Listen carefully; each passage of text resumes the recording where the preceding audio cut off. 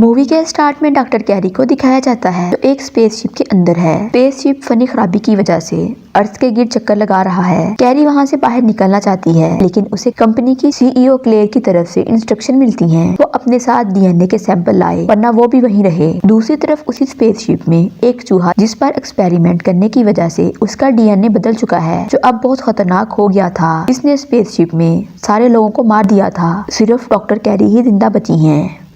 वो वापस लैब में आ जाती है। उसे वार्निंग मिलती है स्पेसशिप बहुत जल्द तबाह होने वाला है। वो टेस्ट सैंपल कंटेनर में रखकर कैप्सूल के दरवाजे की तरफ बढ़ती है। वो रैट भी उसके पीछे होता है लेकिन वो जल्दी से कैप्सूल के अंदर जाकर डोर लॉक कर लेती है और जल्दी से कैप्सूल को स्पेसशिप से डिटैच कर देती है। अर्थ क्रस्ट में एंटर होते ही उसका एस्केप कैप्सूल ऑर्बिट पर ही ब्लास्ट हो जाता है। ब्लास्ट होते ही वो तीनों सैंपल जमीन पर पहुंच जाते हैं। एक सैंपल जू में गिरता है जिसे गुरिल्ला इनहेल कर लेता है। दूसरा फॉरेस्ट में गिरता है जिसे वुल्फ इनहेल कर लेता है। तीसरा सैंपल पानी में गिरता है जिसे एक क्रोकोडाइल इनहेल करता है। दूसरी तरफ प्रीमेटोलॉजिस्ट डेविस को दिखाया जाता है जो इंटर्नशिप करने के लिए आए हुए लोगों को जू में लेकर जाता है। वहीं वो इन्हें व्हाइट गुरिल्ला से मिलवाता है जो अल्बाइनो गुरिल्ला है। वो बहुत रेयर था और वो एक ही रह गया था। वो गुरिल्ला बहुत इंटेलिजेंट था क्योंकि वो डेविस से इशारों में बात करता था। डेविस इस गुरिल्ले से बात करता है। इस गुरिल्ले का नाम जॉर्ज था। जॉर्ज डेविस की हर बात माना करता था। सब जॉर्ज से मिलकर बहुत खुश होते हैं। डेविस जानवरों से बहुत प्यार करता है। नेक्स्ट डे डेविस को इन्फॉर्मेशन मिलती है जॉर्ज ने एक बियर पर अटैक करके उसे मार दिया है। हालांकि वो बियर जॉर्ज से ज्यादा पावरफुल था। जब डेविस जॉर्ज के पास जाता है तो वो जॉर्ज को देखकर हैरान हो जाता है क्योंकि उसका साइज बड़ा हो चुका था। डेविस उससे पूछता है उसने ऐसा क्यों किया। जॉर्ज डेविस को कुछ बताने की कोशिश करता है। डेविस उसे काम डाउन करता है। जॉर्ज पुरस्कून हो जाता है। फिर उसे पता चलता है कि जॉर्ज का साइज बढ़ गया है। डेविस नोटिस करता है साइज बढ़ने के साथ साथ वो बहुत ज्यादा एग्रेसिव भी हो गया है। इसलिए उसे सेपरेट केज में लॉक कर दिया जाता है ताकि वो किसी को नुकसान ना पहुंचा सके। उसी टाइम डेविस को जंगल में बुलाया जाता है जहां उन्हें एक कैप्सूल मिलता है जिसे डेविस अपने साथ इन्वेस्टिगेशन के लिए ले जाता है। दूसरी तरफ इनर्जन कंपनी की सीईओ क्लेयर और उसके भाई को दिखाया जाता है जो बताती है आज सुबह हमारे 20% शेयर गिर गए हैं और हमें खरबों डॉलर्स का नुकसान हो गया है लेकिन हमें इससे कोई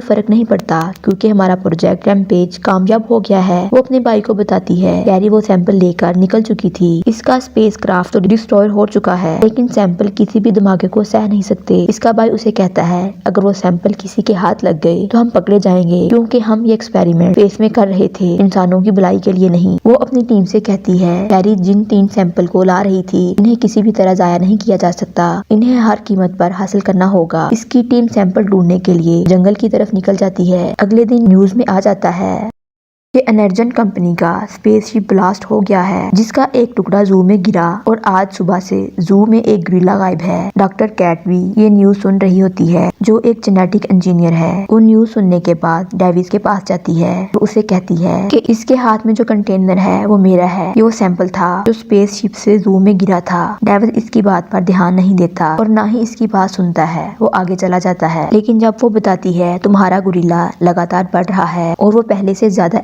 हो गया है। इसके बाद डेविस कैट को जॉर्ज के पास ले जाता है। इसके बाद कैट उसे एडिटिंग डीएनए के बारे में बताती है।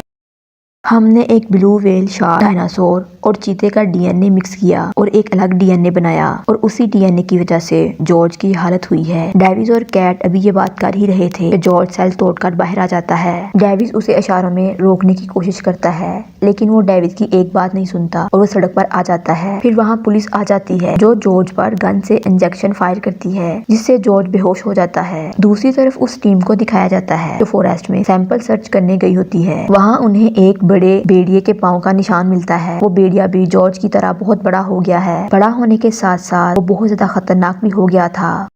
वो भेड़िया उस टीम पर हमला करके सबको मार देता है। उस कंपनी की सीईओ क्लेयर ये सब स्क्रीन पर देख रही थी जिससे उसे पता चल जाता है तो अपने सारे सैंपल लॉस कर चुकी है। फिर भी उसे उन तीनों डीएनए के सैंपल हर कीमत पर चाहिए थे। क्लेयर अपने एक कलीग को बताती है जब हमने इस स्पेशल डीएनए को बनाया था हमने इस डीएनए के अंदर कुछ ऐसे चेंजेस किए थे जिससे रेडियो की लो फ्रीक्वेंसी पर उस डीएनए से बने हुए जानवर उसकी तरफ खींचे हुए चले आएंगे क्योंकि वो जानवर फ्रीक्वेंसी को बंद करना चाहेंगे और अब हमारे पास यही ऑप्शन है। इन जानवरों को अपने पास बुलाने का। अब हमें इन्हें बुलाने के लिए रेडियो की फ्रीक्वेंसी को लो करना है। दूसरी तरफ डेविस और कैट को पुलिस ने पकड़ लिया है। पुलिस को लगता है इन दोनों ने मिलकर जॉर्ज के साथ कुछ एक्सपेरिमेंट किए हैं जिसकी वजह से उसकी ये हालत हुई है। अब कैट और डेविस को जॉर्ज के साथ प्लेन के जरिए एक दूसरी जगह पर ले जाया जाता है। दूसरी तरफ क्लेयर रेडियो की लो फ्रीक्वेंसी को ऑन कर देती है। वो जानवर जो वहाँ से बहुत दूर होते हैं अब वो इस फ्रीक्वेंसी की तरफ खींचे चले जाते हैं। वो भेड़िया भी अब उस फ्रीक्वेंसी की तरफ खींचा चला जाता है और वो क्रोकोडाइल भी। प्लेन में बैठा जॉर्ज बिल्कुल बेहोश होता है। रेडियो फ्रीक्वेंसी ऑन होने के बाद वो भी होश में आ जाता है और प्लेन के अंदर तबाही मचा देता है। उसे रोकने के लिए उस पर गोलियां चलाई जाती हैं जिस वजह से प्लेन क्रैश हो जाता है। डेविस कैट को पैराशूट के साथ बाहर निकालता है। इसके बाद वो एक एजेंट रसल को भी बचाता है। डेविस रसल और कैट को लेकर बाहर छलांग लगा देता है। फिर प्लेन में बहुत बड़ा ब्लास्ट होता है। डेविस को लगता है जॉर्ज भी ब्लास्ट में मर गया होगा। वो नीचे आकर देखते हैं लेकिन इन्हें कहीं भी जॉर्ज की डेड बॉडी नहीं मिलती। वो समझ जाते हैं कि जॉर्ज अभी भी जिंदा है। इसके बाद कैट डेविस को अपने बारे में बताती है। कॉलेज के बाद मैं क्रिस्पर पर काम कर रही थी। क्रिस्पर एक ऐसी टेक्नोलॉजी है जिसमें किसी भी डीएनए को एडिट किया जा सकता है। यानी क्रिस्पर टेक्नोलॉजी से किसी भी जानवर के डीएनए में तब्दीली करके उसे अपने हिसाब से बदला जा सकता है। कैट बताती है मैं क्रिस्पर का इस्तेमाल खत्म होते हुए जानवरों पर करना चाहती थी। उसी दौरान मेरा भाई बीमार हो गया।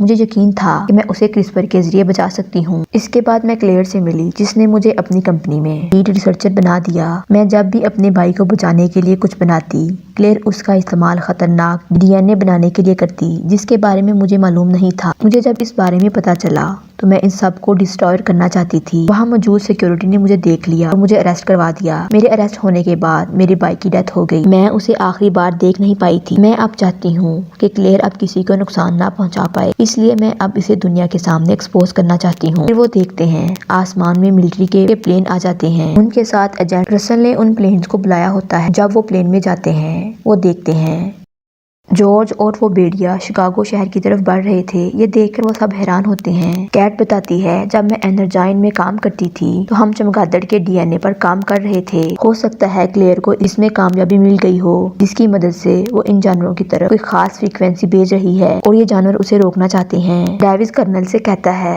कि इन्हें एक चांस दिया जाए कि वो एनर्जाइन से इनके एंटीडोट लाकर इनको खामोश करा सके। पर कर्नल इनकी बात नहीं मानता। वो अपने सोल्जर से कहता है कि इन्हें इंटेरोगेशन रूम में ले जाए।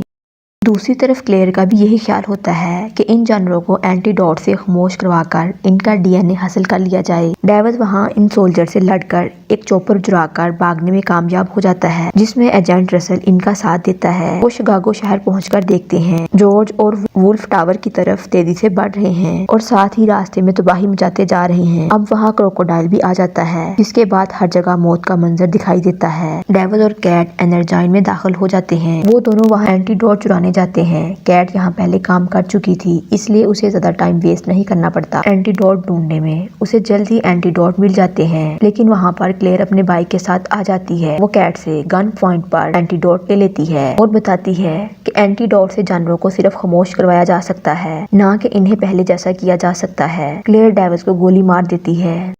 क्लेयर अपने भाई और कैट के साथ यहाँ से जाना चाहती है। वो कैट को इसलिए कुछ नहीं कहती क्योंकि वो आगे भी कैट के साथ रिसर्च करना चाहती है, इसलिए वो इसे नुकसान नहीं पहुंचाती बल्कि उसे अपने साथ लेकर जाना चाहती है। फिर दिखाया जाता है तीनों जानवर बिल्डिंग के ऊपर चढ़ रहे होते हैं। उधर क्लेयर और कैट हेलीकॉप्टर की तरफ जा रहे होते हैं कि वहाँ जॉर्ज आ जाता है जो हेलीकॉप्टर को तबाह कर देता है। डेविस भी जिंदा होता है। वो कैट से कहता है हमें एंटीडोट दोबारा से हासिल करना होगा। कैट उसे कहती है कि एक इसके पास है। फिर वो उस एंटीडोट को क्लेयर के बैग में डाल देती है और उसे जॉर्ज की तरफ धक्का दे देती है। जॉर्ज क्लेयर को उठाकर फौरन निकल जाता है। कैट डेविस को बताती है कि एंटीडोट का असर 10 मिनट के बाद होगा। डेविस का प्लान ये होता है कि एक दफा जॉर्ज खामोश हो जाए फिर वो जॉर्ज की मदद से क्रोकोडाइल और वुल्फ को हरा पाएगा। दूसरी तरफ क्लेयर का भाई चूहों के पिंजरे को लेकर भाग रहा होता है। वहाँ पर रसल आ जाता है। वो इस पिंजरे को इससे ले लेता है लेकिन जैसे ही क्लेयर का भाई बाहर निकलता है इस पर कुछ आकर गिरता है जिससे उसकी डेथ हो जाती है। ये चूहे इनकी पूरी रिसर्च का निचोड़ होते हैं। दूसरी तरफ दिखाया जाता है वो तीनों जानवर इस टावर को पूरा तबाह कर देते हैं, जबकि कैट और डेविल उसके तबाह होने से पहले ही हेलीकॉप्टर से बाहर निकल जाते हैं। इसके बाद पूरी बिल्डिंग जमीन पर आकर गिरती है। वो तीनों जानवर भी उसके नीचे ही होते हैं। फिर जॉर्ज उस मलबे से बाहर आ जाता है। इस पर दुआ का असर शुरू हो जाता है। पहले की तरह नॉर्मल हो चुका होता है। वो डेविल से इशारों में बात करता है। अब वहाँ पर क्रोकोडाइल और वुल्फ भी आ जाते हैं। इन दोनों के दरमियान काफी फाइट होती है। क्रोकोडाइल ज्यादा खतरनाक होता है। आर्मी इस जगह को बम से उड़ाने के बारे में सोच रही होती है। क्रोकोडाइल वुल्फ को मार देता है। जॉर्ज क्रोकोडाइल को रोकने के लिए उस पर हमला करता है, लेकिन वो जॉर्ज को बुरी तरह से जख्मी कर देता है। जॉर्ज को बचाने के लिए डेविल हेलीकॉप्टर के जरिए क्रोकोडाइल पर हमला करता है, लेकिन डेविल क्रोकोडाइल को मारने में नाकाम हो जाता है। क्रोकोडाइल हेलीकॉप्टर को तबाह कर देता है और डेविल को मारने के लिए उसकी तरफ बढ़ता है। दूसरी तरफ से जॉर्ज क्रोकोडाइल पर हमला कर देता है। जॉर्ज एक बहुत बड़ी आयरन रॉड वुल्फ की आंखें आर पार कर देता है, जिससे क्रोकोडाइल मर जाता है और डेविल भागकर जॉर्ज के पास जाता है। दूसरी तरफ आर्मी देखती है कि जॉर्ज और डेविल ने मिलकर क्रोकोडाइल को मार दिया है। वो भी हमला रोक देते हैं। डेविल जॉर्ज से कहता है तुमने डेविल को बचा लिया। जॉर्ज जख्मों से चूर बेहोश हो जाता है। इस तरह जॉर्ज और डेविल शहर को एक बड़ी तबाही से बचा लेते हैं। रसल डेविल का शुक्रिया अदा करता है, इसने सबकी जान बचाई। और लास्ट में दिखाया जाता है कि जॉर्ज भी लोगों की हेल्प कर रहा होता है। इसके बाद मूवी का एंड हो जाता है।